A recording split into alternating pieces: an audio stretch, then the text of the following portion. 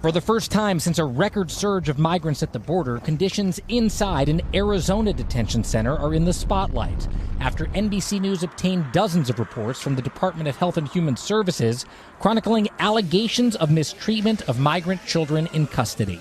Among the new allegations contained in these so-called significant incident reports from the Yuma Border Patrol Station, sexual assault. A 15-year-old girl from Honduras described a large bearded officer putting his hands inside her bra, pulling down her underwear, and groping her. The girl's case manager writing she, quote, reported she felt embarrassed as the officer was speaking in English to other officers and laughing during the entire process. In another report, a 16-year-old Guatemalan boy said that after he and others in his cell complained about the taste of food and water, officers took sleeping mats out of their cells in retaliation, forcing them to sleep on concrete. Although the allegations were made between April and June, the Department of Homeland Security only now responding to our reporting.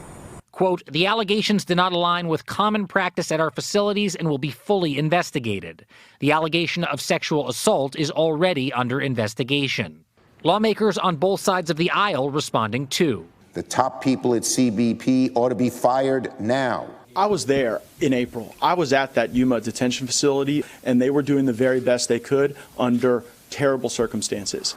Tonight in Yuma, questions remain. In particular, whether or not the agent accused of sexual assault is still working at the station. Jacob Soberov, NBC News. Hey, NBC News fans, thanks for checking out our YouTube channel. Subscribe by clicking on that button down here and click on any of the videos over here to watch the latest interviews, show highlights, and digital exclusives. Thanks for watching.